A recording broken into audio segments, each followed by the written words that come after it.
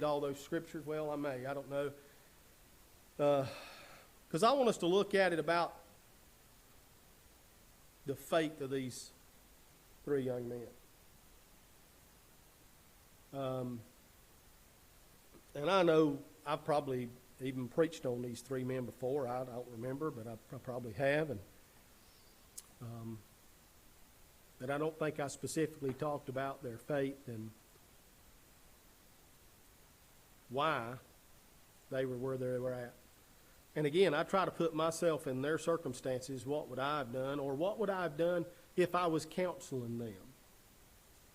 You know, because sometimes it's not about what we would actually do. What would we do if somebody was in a certain circumstance and you had the opportunity to help them to get out of this circumstance, or to justify maybe what we do today? And I'm afraid we do this so much, is justify your actions in the moment, so we look at it as we can be there for the bigger picture. And I think when we do that, we actually end up losing being a part of the big picture. So let's look at this. In Daniel chapter 3, we all know this is about the fiery furnace, and I'm going to start reading in verse 14. Well, actually, let me back up to verse 13. It says, "Then Nebuchadnezzar, in his rage," to bring you up to date, these boys had done not bowed down to the idol that he had made. Just to give you an idea, this idol was roughly 90 feet tall. So anywhere you was at, you'd be able to see it. This was not something that was just a little old sculpture sitting over here on the table. This was a huge thing that everybody was able to see, and he had told them that they needed to bow down. And we've come to the point where they've not bowed down. They got called at it, and they've been brought before the king, and now that's where we're at, with King Nebuchadnezzar with them. It says in verse 13, "Then King Nebuchadnezzar, in his rage and fury, commanded to bring Shadrach, Meshach, and Abednego. Then they brought these men before the king." Now, you say, well, why did it do? Well, first of all, if we just go back a chapter, King Nebuchadnezzar really liked these three boys, along with Daniel. They were the cream of the crop, if you want to look at it. They didn't make no difference, because King Nebuchadnezzar told them to do something and they didn't do it. So in verse 14 it goes on. "Nebuchadnezzar spake and said unto them, Is it true, O Shadrach, Meshach, and Abednego, that you do not serve my gods, nor worship the golden image which I have set up? Now if ye be ready, that at what time ye hear the sounds of the cornet, flute, harp, sackbut, the psaltery, the dulcimer, and all kinds of music, ye fall down and worship the image which I have made." I'm going to give you, he's almost given them a second opportunity, if you want to look at it that way. He already knows that they have committed the crime, if we want to say that. He's kind of giving them a second opportunity here. And this is how it goes. "But if ye worship not, ye shall be cast the same hour into the midst of the burning fiery furnace. And who is that God that shall deliver you out of my hands?" So before we go any further, I just want to look at this a little bit. In my opinion, he's giving them a second opportunity. He wants them to understand. Did you understand the rules? When you hear music of any kind, you bow down to this statue, this God that I've made, or you're going to burn in the fiery furnace. Now, at this moment, if they'd have said, okay, we made a mistake, I believe they'd been good. I believe they would have had that opportunity. And I got to thinking, what would I have done if I had been in that circumstance? And I thought, well, in my opinion, the best thing to have done would have been, well, King, you're right, because you are king. But when I go back, and if I was around beside the bush over here to where nobody could see me and the music's going, I wouldn't bow down, because I don't think it's right. But if I'm in the middle of the street where people are around me that's going to turn me in, then what am I going to do? I'm going to bow down just like everybody else, but I'm not going to really mean it. I'm not really going to mean it. I'm giving you what I would probably do if I was in the circumstance these three young men are in the state of mind I am. Because why? This is how I would justify it. Well, what good would I be to God and anybody else if I die in that fiery furnace? What good would I be to anybody?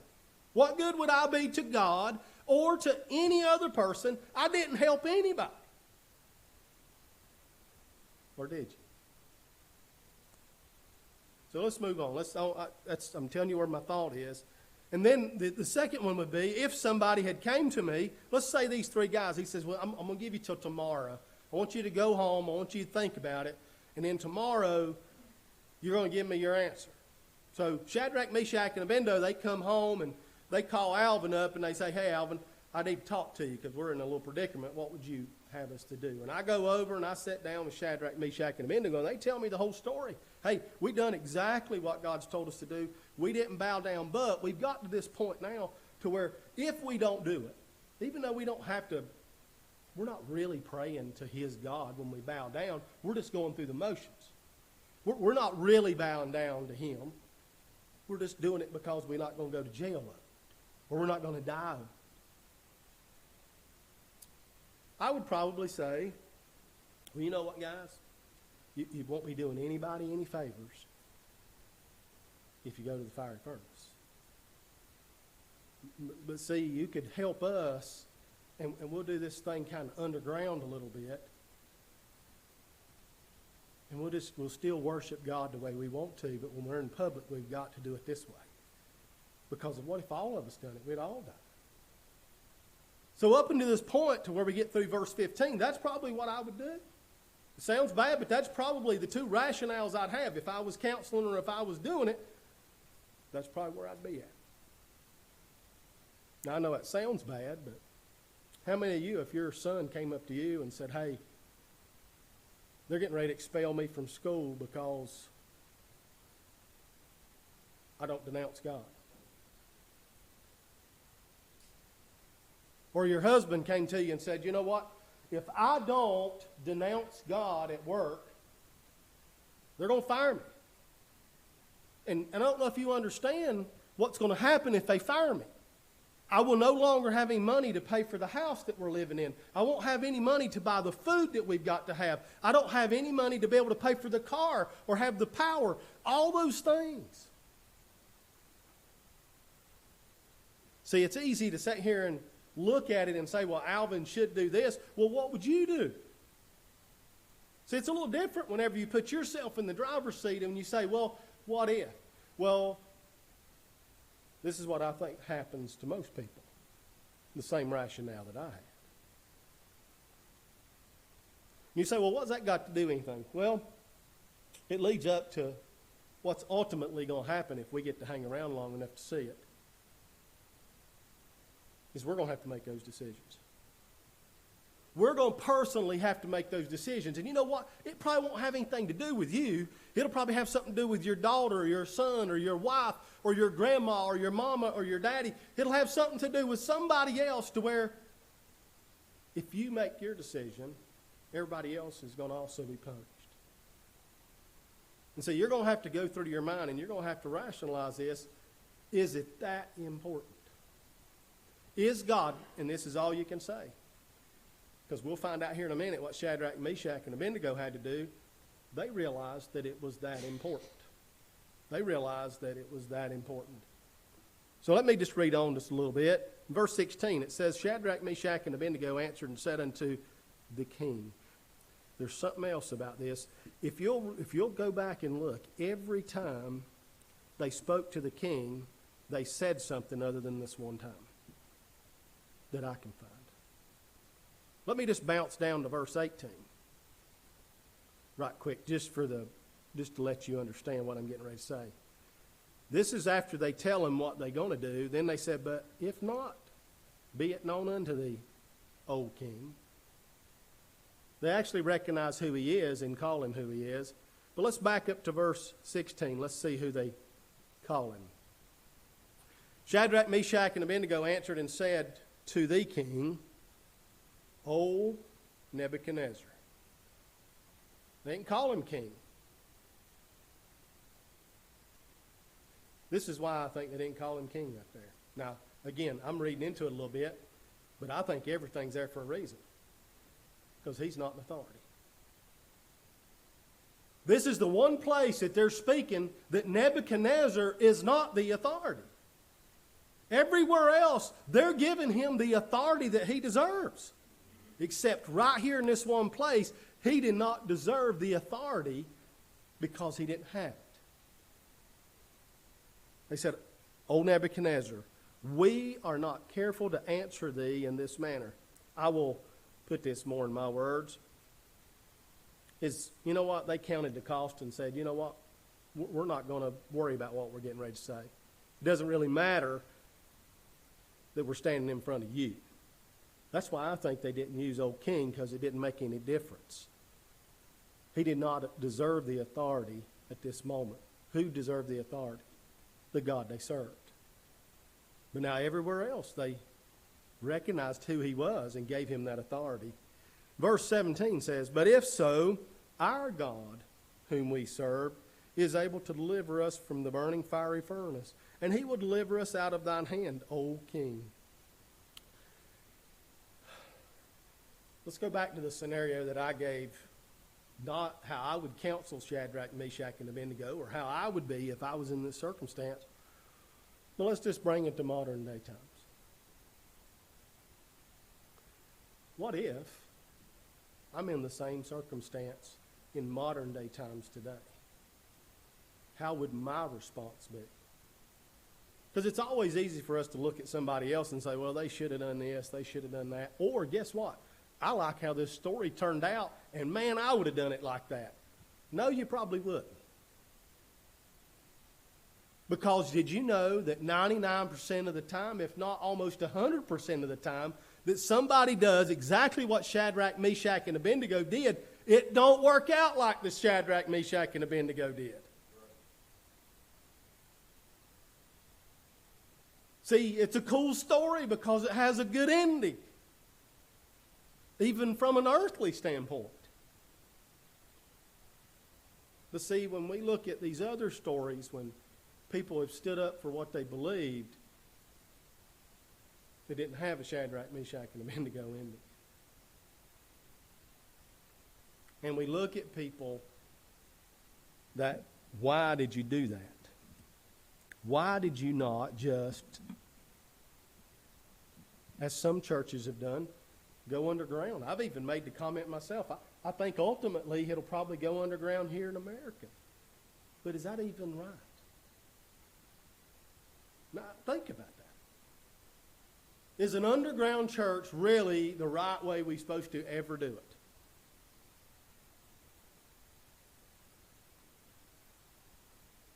We have to be very careful, because God says, if you are ashamed of me, he's a jealous God too, by the way. The preacher too was talking, and I'd never thought about it this way. But to have something perfect, it has to be balanced. And for 99.9% of the people in America, and people even that believe they're a Christian, they have God so unbalanced because God is only one way. God is love. But God is not just love. God is also of rage, and he hates certain things. God is a balanced God because why? He's a perfect God. But wonder why we're supposed to be ashamed of what we believe in. If Shadrach, Meshach, and Abednego had just done what I'd said we're just going to have an underground church,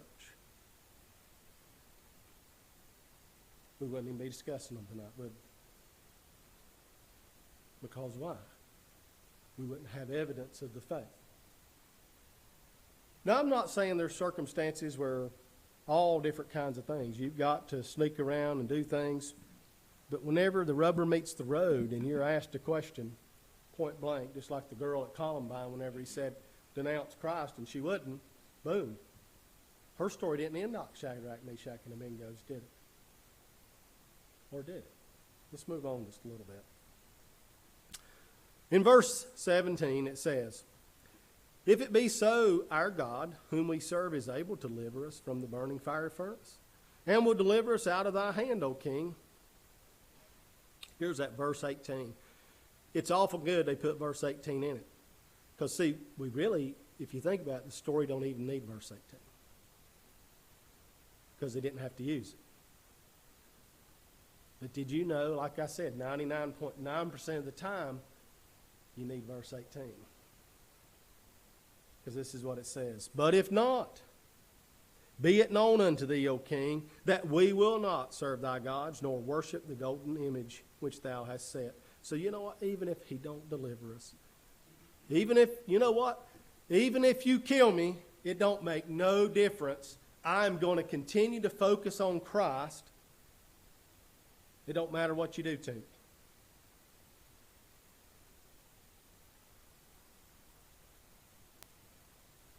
Then was Nebuchadnezzar full of fury, and a form of visage, visage was changed against Shadrach, Meshach, and Abednego. Therefore he spake and commanded that they should heat the furnace 7 times more than thou wouldest to be heated. He didn't just want to kill them. He wanted them to kill them so quick that it didn't make any difference. He wanted to make sure. So let's look at, I don't have time to run through all the scripture. I'd love to read all the way through 30, and we might bounce to it. But I want to point out just a couple of things. We've already pointed out some when we think about this faith. But first, they had something that was the source of their faith. What was it? Because they had been taught God for so long. They understood it. They knew what God could do, what he couldn't do, or what he would do and what he wouldn't. Today, our names don't, well, I shouldn't say that. Most people's names don't really mean nothing much. We've always said our last names, because that's a lineage that you're carrying off. But we don't usually name our children today based off of some meaning. You might, but most people don't. It's after somebody or whatever. But let's go back to what Shadrach, Meshach, and Abednego's actual names were. They'd got changed. This was not their real names. Their real names was Hananiah, which means Lord is gracious. The other one is Mishael, which means who is like the Lord. And then Azariah, which means the Lord is my helper. See, even from birth, they had been taught that who was the most important, God or you? See, what I'm afraid of today, the reason why we're going to be so vulnerable to this thing is because we have grown up generations that, you know what's the most important thing? Is you. Everything is about you. But when you raised up to where the most important thing is God and everything else becomes secondary, then Shadrach, Meshach, and Abednego really didn't have a choice, did they? That's the way they've been taught from birth, is that God is number one. And we don't go from that in any way. But see, today we've taught, well, God is number one if we can check certain boxes.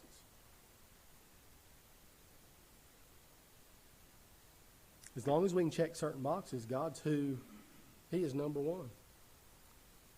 But not just did they were taught about God, but also they were tested by God. If you go to 2 Daniel chapter 13, it talks about where Daniel and these men, and other ones too,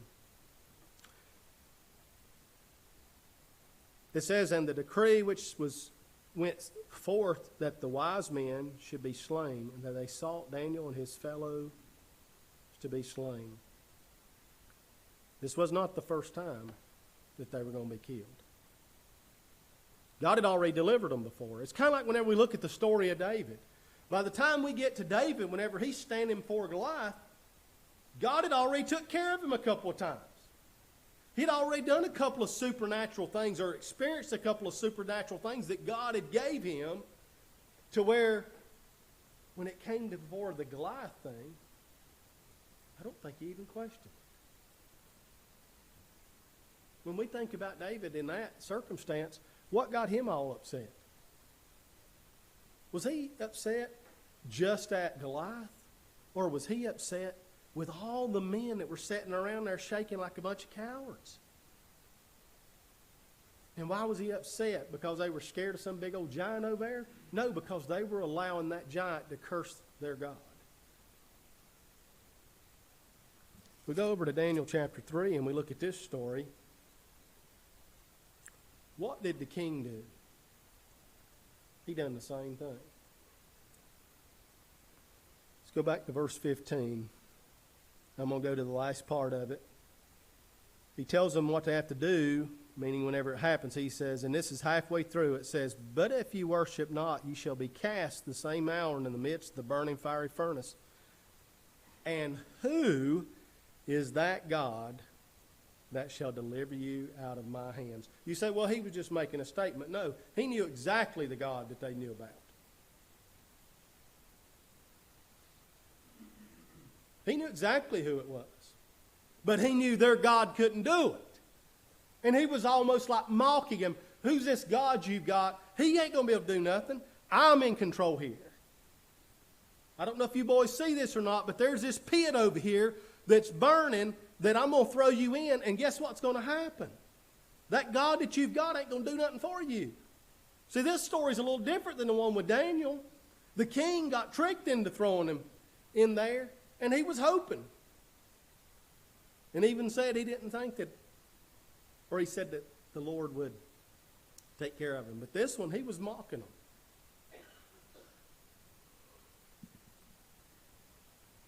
But today, whenever the world mocks our God, we really don't fire us up. It really don't bother us too much. God gave us this thing called anger. You know, if somebody walks up behind me and pops me in the back of the head and I turn around and I hit them out of a rage of anger, I don't know that God necessarily meant for me to have that rage of anger, especially if they didn't hurt me, you know, if it was just because I didn't like it. But I do think whenever our God is being attacked and they're mocking our God over and over and over and over again, but we continue to accept it and just let it go on, we'll never have the faith that Shadrach, Meshach, and Abednego's got, because why? We ain't even stood up whenever they're mocking him. We just let it go on. And we think we're going to be some big awesome people when it comes down to whether we can eat or not.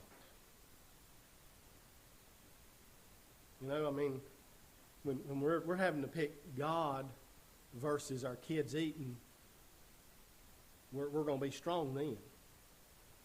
But we're not even strong whenever they're mocking, just the mere mocking of our God.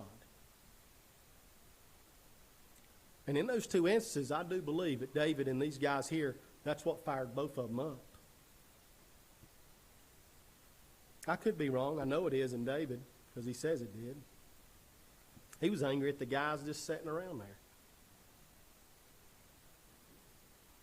Why are y'all letting this big old giant over here mock our God?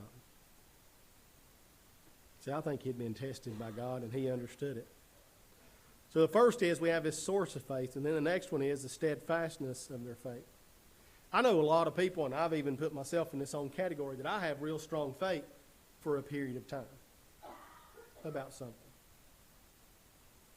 So let's just give an example.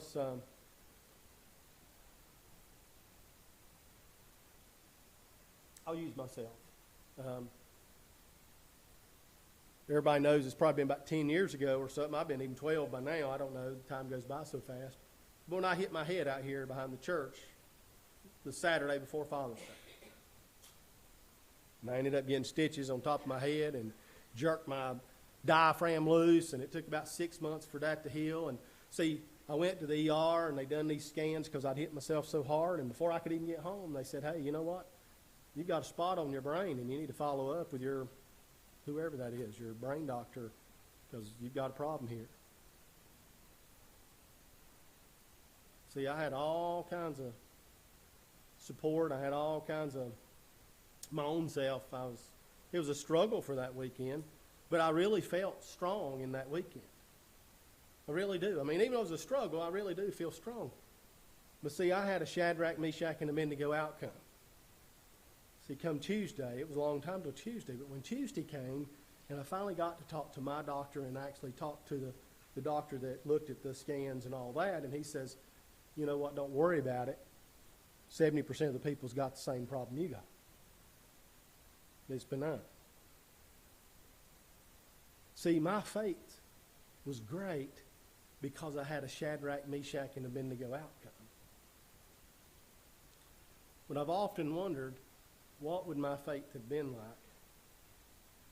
if it hadn't? If I'd had to use verse 18 where it says, but if not, you know what? I'm still going to have the same faith as if you do fix it.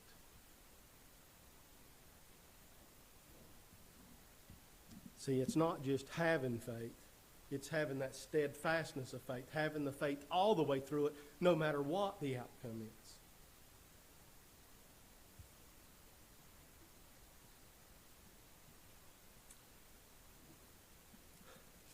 Having that steadfastness.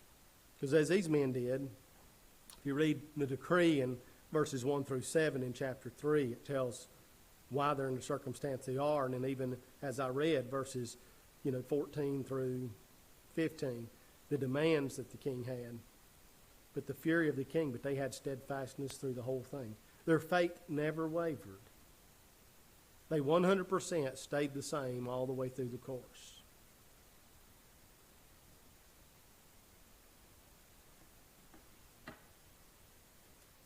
But the faith of these men done something else too. It also showed the courage of the men. When you look in verse 16, they saith unto old Nebuchadnezzar, we are not careful to answer thee in this manner. Meaning, you know what? It don't really matter. Whatever you do, we're going to tell you what we're going to tell you. See, I would have told them, I would have counseled them to not say that. I would have said, just smooth it over till you can get to the house. This thing will all blow over a month from now. You know what I'm saying? I mean, is that not what most of us would have done? Let's just let this thing blow over. Is that not what we've done in 90% of the things that take place in the church? If we'll just, if everybody will just let it go, let this thing blow over, a little time go by, everything will be fine. Everything will be fine. See, that's probably how I would have counseled. I know, and I can't really say what I would have done because I'm not in the circumstances. But how many of us here would have said, you know what? Stick the course, go in the burning furnace. How many of us would have said that? Hey, just do whatever you got to do, and it don't make no difference. Just go on in and let it happen. Most of us, if we're honest with ourselves, we would have not pushed them to their death. We would have tried every other way to make this thing happen. We may have even went and tried to talk to Nebuchadnezzar ourselves and say, hey, give these boys a chance. But the faith of these men showed that they had courage. But also they had the confidence too. And they had a conviction. Because what in verse 18, what they say? We will not serve the God nor worship. They had a conviction that God had gave them. Because this is what I honestly believe. This is what I think. Let's just back up a little bit. If we go back to Exodus chapter 20, let's just see what Exodus chapter 20, what was they even talking about? When they say, you know what, we're not going to do this, and we don't, you know what, we ain't supposed to do this. Well, why are they not supposed to do it? Why are they not? Let's go to Exodus chapter 20. What does it say? Let's go to verse 3. We all know this is the Ten Commandments, but what does it say? It says, thou shalt have no other gods before me. See, this is a really easy one for us to look at because it's this big old 90-foot God that he's put out here that's gold out in the middle of the field or out in the middle of the town that everybody in there plainly stating that it's a God. But how many things do we put before God that becomes our God? We put other things. It might even be we put ourselves before God. Meaning that we say, you know what? What if Shadrach, Meshach, they would have had a pretty good argument. God, you don't want me to give all the way to the death, do you? What good am I going to be to you 6 months from now if he kills us? I'm a good missionary for you. I'm going out and I'm telling other people about you. And you're wanting me to die, and I will no longer do that for you. So we can rationalize it in our minds so much. But in verse 4 it says, thou shalt not make unto thee any graven image. It's not just a god, but also don't do a graven image, which is what's being put before him, is this graven image. Or any likeness of anything that is in heaven above, or that is in earth beneath, or that is in the water under the earth. I'll summarize that for you to make it easy, because for me, I have to summarize it so it's easier for me to understand it. The first one, I think most of us probably have that. Okay, the graven image. I don't know how many of you's got a little Buddha or something sitting in your house. That's kind of what that's talking about, is some kind of a graven image, something like that. But what does it go on to say? It says, not anything that is in heaven above, or that is in earth beneath, or in the water. So, just to say, there is no object that has ever been created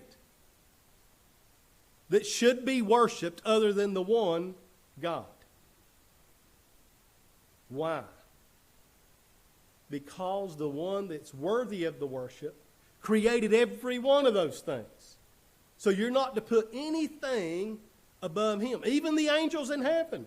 Because people have gotten in trouble for worshiping angels, which are a good thing, but not the worship of them. The worship is for only one, and that's for the true God. But then it goes on a little further in verse 5. This is what it says. Thou shalt not bow down thyself to them. Hey, Nebuchadnezzar, when he had made this decree, he was checking all the boxes off. It's almost like, I don't know this because Scripture doesn't tell us, but it's almost like he knew what the Israelite people were not supposed to do.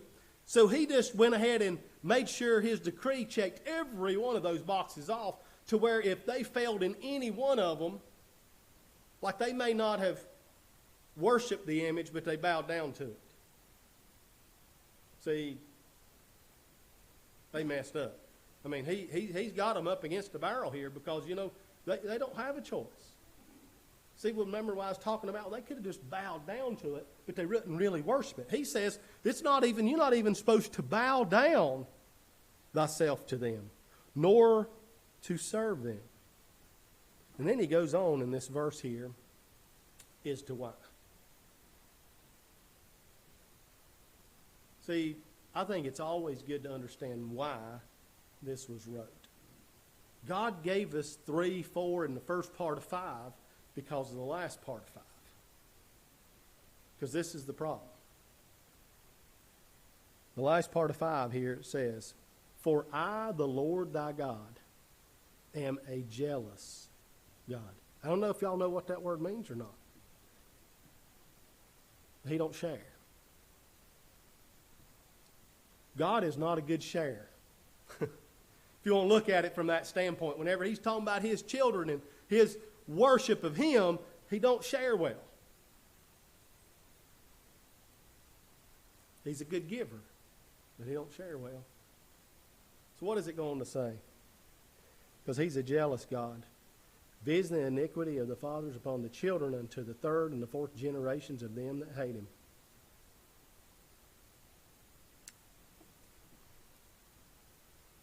I'll just summarize that. He's a jealous God, and when you do these things, it ain't just going to affect you. It's going to affect the next, and the next generation past. This will not just go away because you've decided to change. It's going to affect you for generations down. That's what God says. That's a punishment for doing what you're doing. I really believe today what's taking place in our lives is because of our forefathers, generations past. We're living it. I mean, we've made the decisions too, but he tells us that's what's going to happen. I was talking to somebody just the other day. Why are we in some of this situation that we're in today? We were talking about suicide. It was somebody at the fire department. Because up until about 5 years ago, the number one cause of deaths in firefighters, by a long shot, is cardiac arrest. But since 2016, now it's become suicide. You're 3 times more likely to die of suicide than a heart attack if you're in the fire department. And we were trying to figure out why. And this was my rationale. This is what I think. And it's not the only reason, but I think why we're having such an epidemic with suicide today. I think drugs definitely plays a part. Alcohol plays a part. There's a lot of things plays a part. But we've created this thing by doing something. We have tried generationally to remove all pain. We have tried to remove all pain from everybody. We don't want to hurt anybody's feelings. We don't want our kids to have their feelings. We have removed all pain to the best of our ability. But what happens is there's a certain point in your life, in everybody's life, that pain is coming inevitably. It's like building up an immunity to something. Why are allergies worse today than they were 50 years ago? If anything, they ought to be better today than they were 50 years ago if you understand how those things work, how immunity builds up generation after generation. This is what we've done. We've torn down that immunity over years and years and years to where now we're having to deal with those things. So I think we've tried in past generations, and even our generation today, we've removed this thing called pain. And if you understand pain, pain is a teacher. Pain teaches you something. You mash your finger, what did that just teach you? Whatever you did to mash your finger, don't do it again. Somebody, you pick up a thorn bush, or you stick your arm in a thorn bush, and it sticks you 50 times. What did you just learn? You realized what that thing looked like, and don't stick your arm in it again.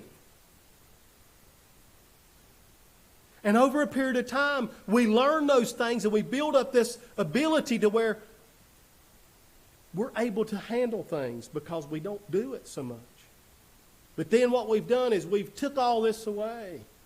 Till now, when some big pain comes in your life, we have zero coping mechanism with it. And we realize there's only one mechanism to fix that problem we've got.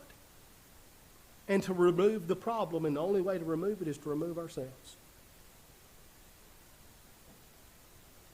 I don't know if that's why. But you know what? There's definitely a reason that across the board. Why is our teenage suicide rate just went out the roof? It's because we've removed these things. I mean, we can ultimately say it's the lack of Christ in our life, but you know what? The reason why a lot of things happen is because of the lack of Christ. So we've got to be better. We've got to do better. The conviction of men. C.S. Lewis, he had said, this is a quote he had, he said, "You never know how much you really believe anything until its truth or falsehood becomes a matter of life or death to you." You never know how much you really believe anything until its truth or falsehood becomes a matter of life or death to you.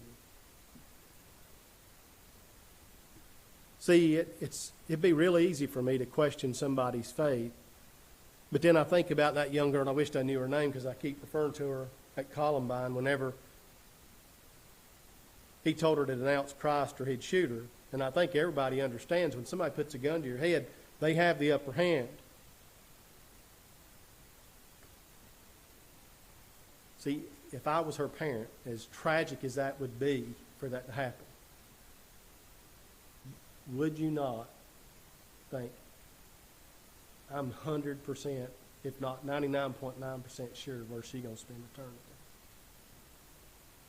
If she had a belief that was that strong that whenever she got faced with that circumstance, in that instance, she probably had a better belief than her mom or dad did, if truth be known. When you're faced with that, Oswald Chambers also said this: faith for my deliverance is not faith in God. Faith means whether I am visibly delivered or not, I will stick to my belief that God is love. And there are some things only learned in a fiery furnace. Again, we've tried to take away all the fiery furnaces. And we learn from those troubles that come in our life.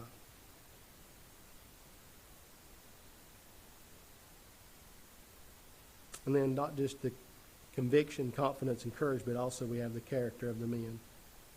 Character is the evidence that we are built on the right foundation. See, when you make stances like they made, you know their foundation is the right one. It ain't a waver whether they were built on the rock or the sand, because the Scripture says if they had their faith was built on the sand, that is one of those things that would have washed it away. When you're faced with the opportunity for death, it would have probably washed it away. But see, they stuck to it. I'll finish this last one. I'm not going to go through all of it, but I'm just going to give you the points.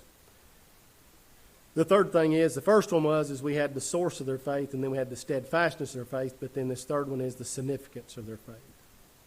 In verse 18, it talks about the submissiveness to God's will. You know what? God's in control. I can't control it, but I'm letting him do it. I'm having that faith, believing.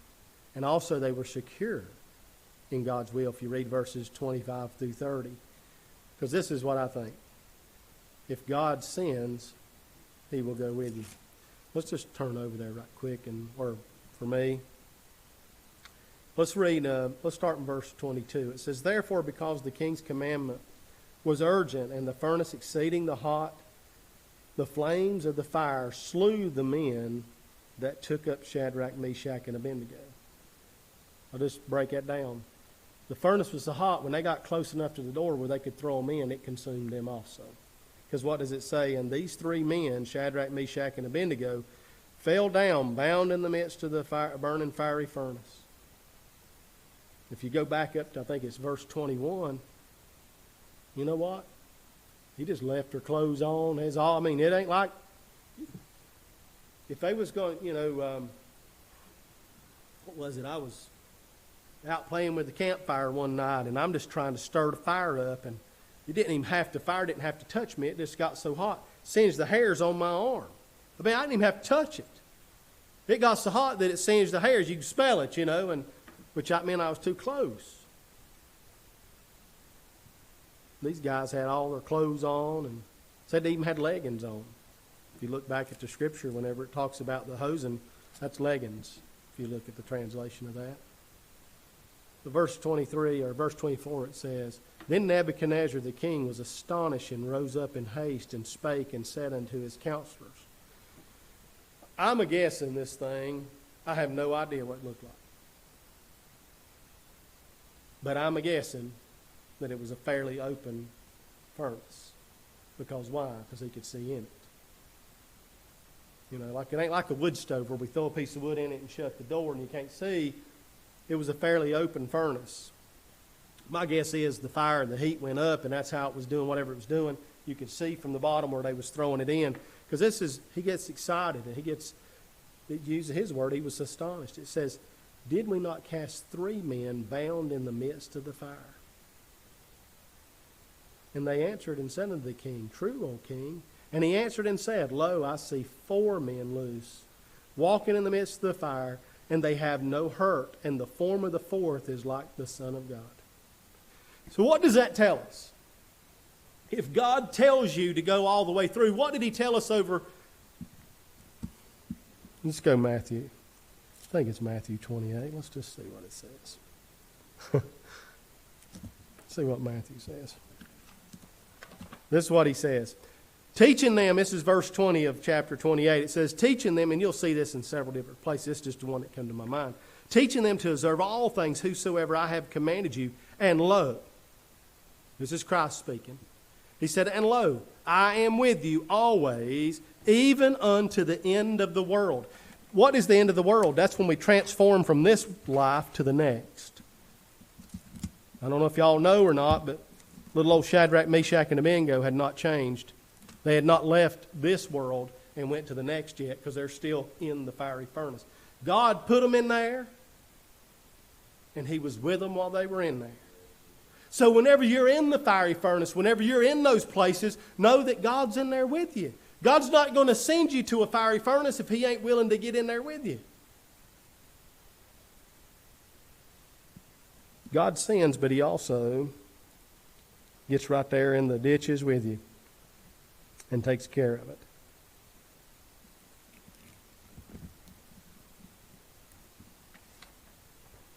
And if that's just not reassuring, I don't know what is.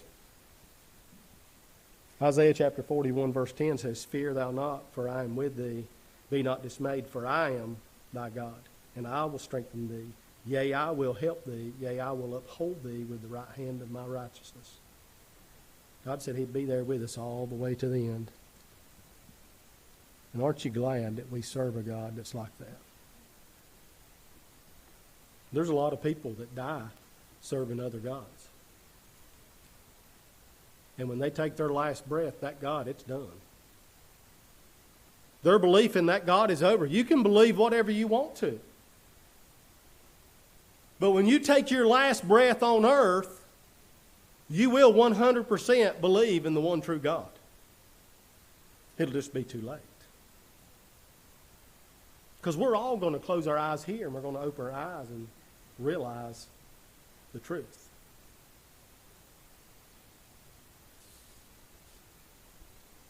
You know? And there's example after example. We could go to Isaiah chapter 43 where he talks about them going through the waters and the river and even through the fire. And God was there with them. We know those examples.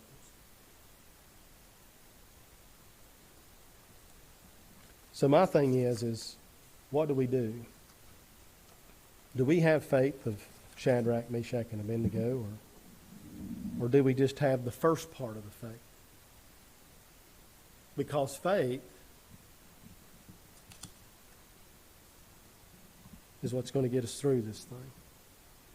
We have to 100% believe that He will be with us to the end. If we just believe He'll be with us during the things that's good, that don't take a whole lot of faith.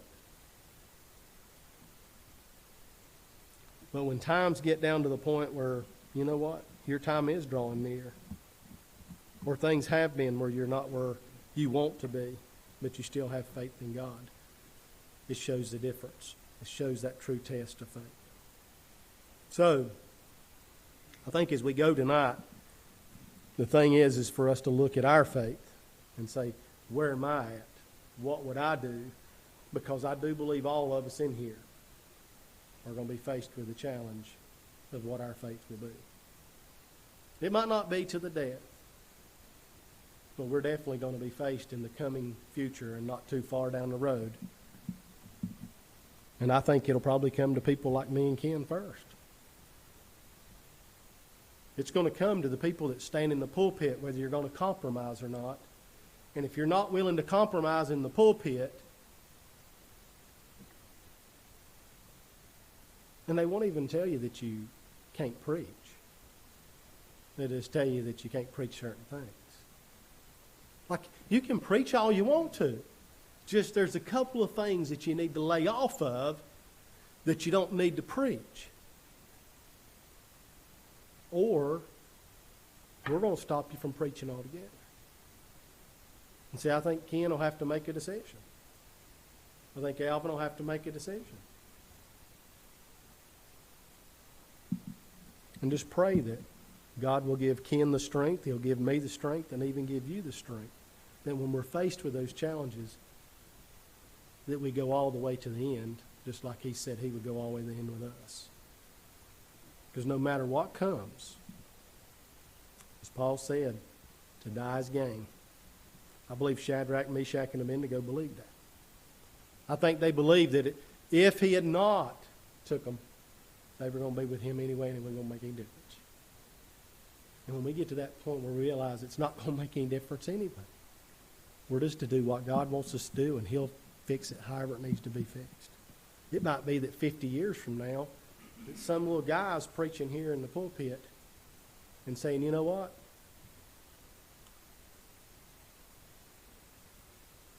Wouldn't it be nice to have the faith that Kim Purdue had, because he stood up and he preached the Word of God, and he ended up going to jail for it. That could be a reality.